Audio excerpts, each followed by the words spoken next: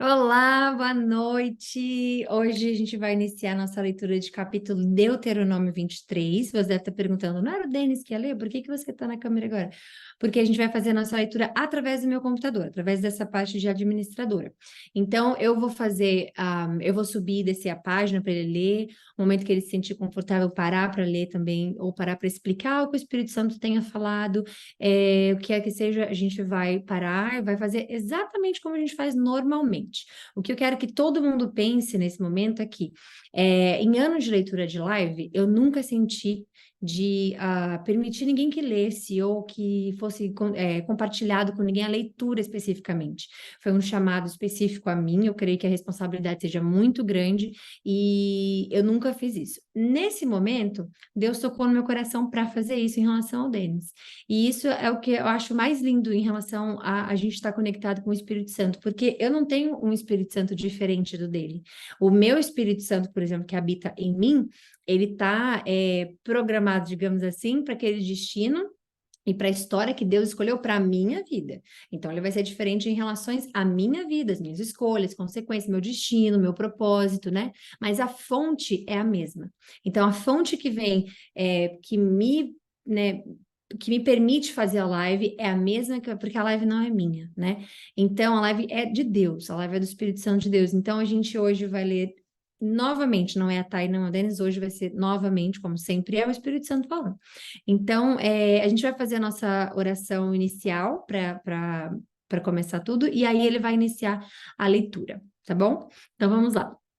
Senhor Jesus Cristo, que maravilha, que momento lindo que é para gente, principalmente nesse momento em que a gente vai compartilhar a leitura com uma outra pessoa, sabendo que seu Espírito está ali sendo mostrado, seu Espírito está ali dando um recado para a gente aqui, que é o Senhor quem lidera, é o Senhor que fala, é o Senhor que põe as palavras na nossa boca, é o Senhor que nos ensina, é o Senhor que descoberto dos nossos olhos, que descobre dos nossos olhos, desculpa, aquilo que está escondido, aquilo que a gente não entende, aquilo que às vezes a gente passa despercebido sem entender o porquê, mas são nesses momentos, quando a gente se conecta com o Senhor, quando a gente diz, Senhor, Espírito Santo, o Senhor escreveu a sua palavra, então, por favor, fale sobre ela, nos revele as coisas que só o Senhor sabe porque estão ali, ou as coisas que não nos foram reveladas, ou que vão nos edificar de alguma forma, só o Senhor. Então, hoje a gente consagra a live a Ti novamente, Jesus, a gente consagra a live ao Teu Espírito, para que o Senhor ponha as palavras corretas na boca do Denis, que o Senhor ponha no coração dele a vontade de falar qualquer outra coisa que venha no coração dele. Se não vier, também a gente entende que o Senhor também não explicou, não falou, não o instruiu a falar, e a gente entende que nesse momento a live é sua e que estamos aqui para servi-lo. E hoje a gente vai ter uma outra pessoa te servindo, e eu peço toda a proteção, eu peço todo o amor, eu peço toda a colaboração de todos, eu peço para que o Senhor possa usá-lo, nos revelando a sua voz, nos revelando a sua leitura, Pai. E agradeço por esse momento. Então, que o Senhor possa nos livrar de todos os ataques, seja nervosismo, seja ansiedade de todos nós, seja qualquer sentimento, qualquer coisa que nos atrapalhe nesse momento de comunhão, nesse momento como igreja. Eu peço para que o Senhor nos proteja, que estejamos focados na palavra, estejamos focados naquilo que será nos passado, aquilo que vai edificar a nossa vida, que vai nos fazer edificar a vida do próximo também, porque nós somos reflexo de Ti. Então, agradeço. Peço proteção, eu peço que o Senhor intervenha contra todas aquelas coisas que tiram nossa atenção, que nos distrai, e todas as coisas que não faz sentido na nossa vida, que não vem de Ti, que não tem os seus princípios, que não faz parte do seu caráter, que não faz parte do que somos com o Senhor. Agradeço e que o Senhor nos dê uma boa live, que o Senhor nos edifique e nos mostre a necessidade de estarmos aqui alimentando o nosso espírito todas as vezes, meu Deus. E mais uma semana hoje que se finaliza, uma semana com dias de trabalho, de segunda a sexta, e de live também, e que o Senhor possa nos dar uma boa live. Então, consagro a Ti, obrigada, e para a honra e a glória do Seu nome, esteja conosco sempre, nos levantando, nos edificando e nos fazendo estar cada vez mais próximo a Ti e menos de nós. Amém. Vamos lá. Então, Deuteronômio capítulo 23. Denis, a partir desse momento você já pode falar. Eu vou tirar o seu, eu vou desmutar, se isso é uma palavra, o seu microfone. E aí agora eu vou subir aqui para você e descer a página. Quando você quiser começar, é seu. Boa noite a todos. Queria agradecer primeiramente a Deus pela oportunidade, agradecer a Thay pelo privilégio de estar podendo compartilhar com vocês hoje de mais um texto da Palavra de Deus. Eu particularmente gosto muito do Velho Testamento, acho muito interessante porque muitas vezes parece que são regras, mas em tudo que Deus orientava o povo de Israel tinha um significado espiritual, e eu acho muito bonito hoje o que a gente vai ler aqui, acho muito interessante. Vamos lá. Se um homem, versículo 1, normas acerca da adoração. Se o homem tiver os testículos esmagados ou o membro amputado, não terá permissão de entrar nas regiões sagradas do Senhor. Nas reuniões, perdão, sagradas do Senhor. Eu já queria começar comentando uma coisa que eu acho bem interessante nesse primeiro versículo.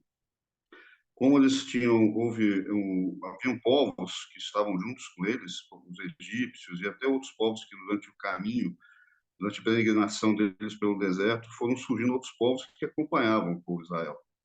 E eu acho interessante que aqui, quando ele fala nesse versículo, quando Moisés fala que está se referindo aos eunucos, tá? E é interessante a gente notar que todo esse capítulo fala muito de santidade, tem textos, versículos específicos que falam até de higiene, de coisas que o povo tinha que tomar cuidado quando estava reunido na Assembleia de Deus. E aqui, o que significa?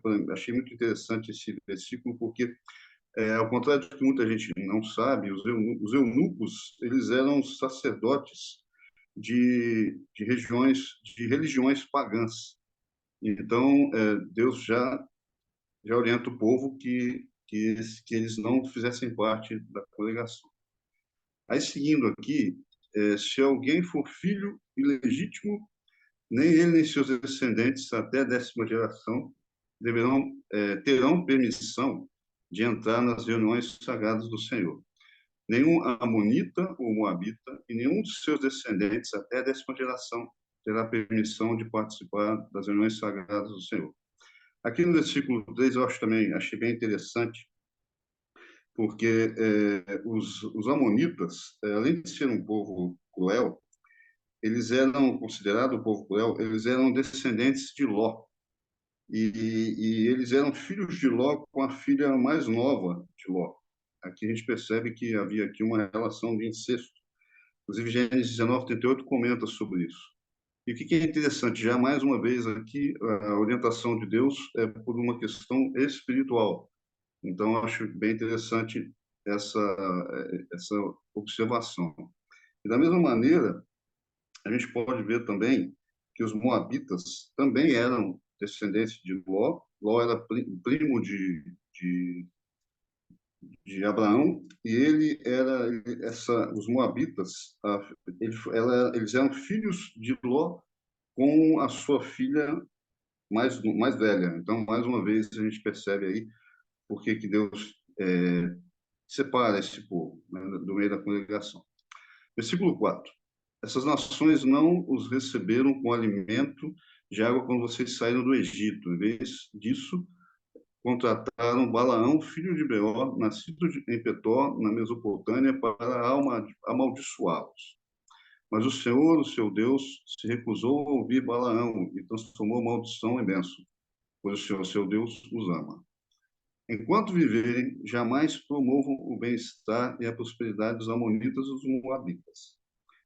Não mostrem ódio aos edomitas, pois são seus parentes, nem aos egípcios, pois vocês vieram como estrangeiros dentre eles. Aqui no versículo 7, eu queria também comentar uma coisa que eu achei bem interessante, que os edomitas, eles eram descendentes de Esaú, que também era filho de Isaac e era irmão gêmeo de Jacó.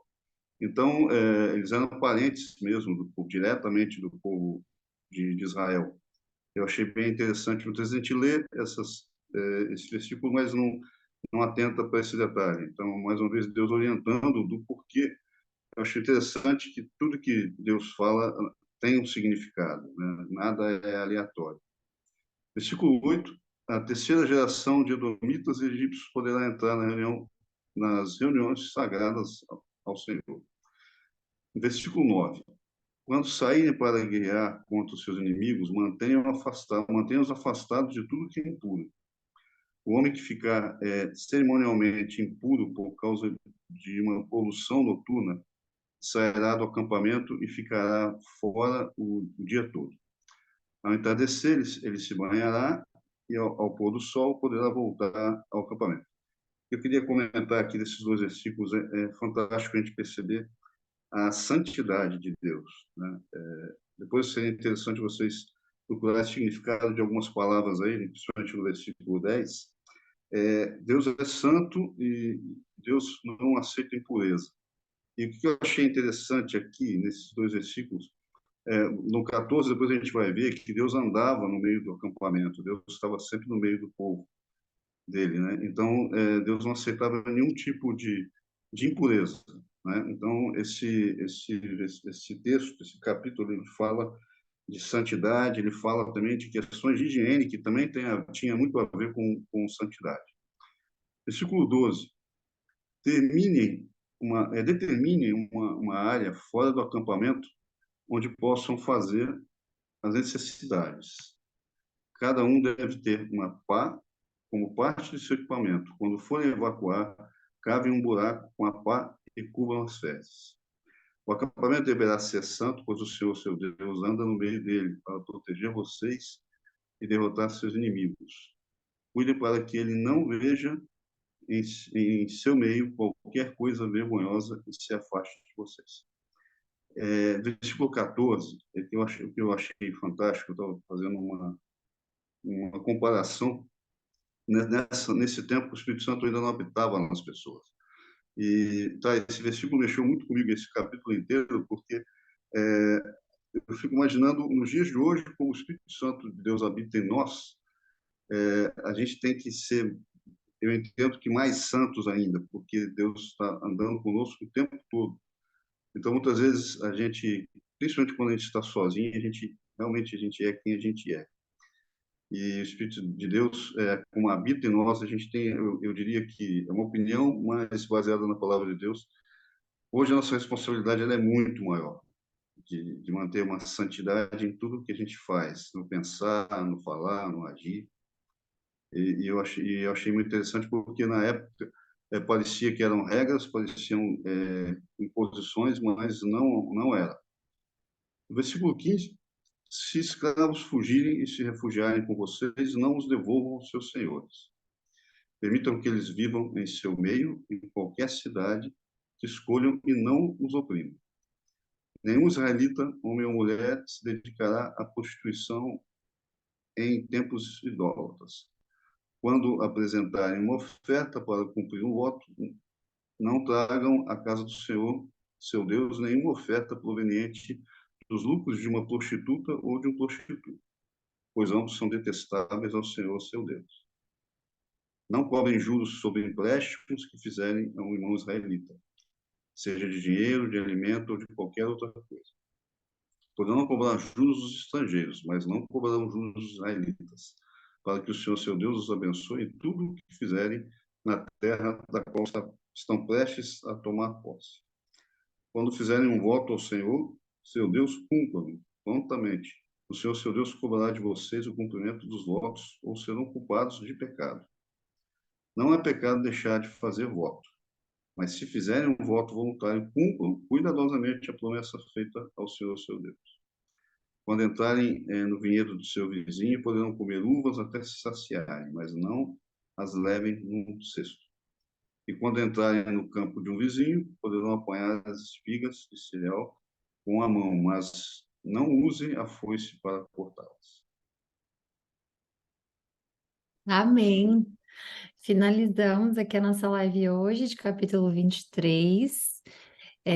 Se você quiser falar alguma coisa, Denis, pode falar para todos. Agora está todo mundo né, ouvindo fora da live. A gente vai finalizar a live aqui para quem fica no YouTube, né? E aí já quer acabar mesmo a live só com a leitura, e a gente vai continuar aqui no nosso Premium depois disso. Eu espero que a palavra de Deus tenha, obviamente, como sempre, penetrado no coração de todos nós e te edificando. Então, fiquem com Deus, um bom fim de semana para todos vocês.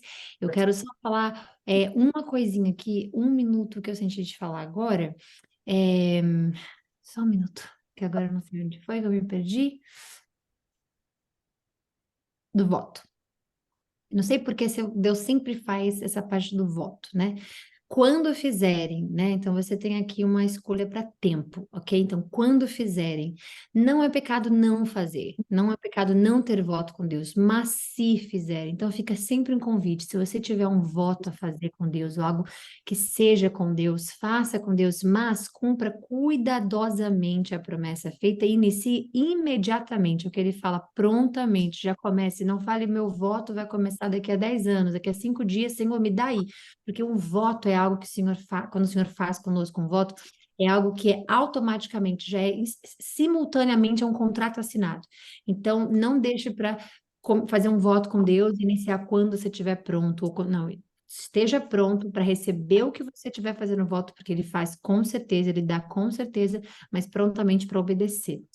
Ok? Então é isso. Fiquem com Deus. A gente vai fazer nosso prêmio agora fora das gravações, mas para quem estiver no link, tenha um bom fim de semana. Que Deus abençoe todos vocês e muito obrigada. Boa noite.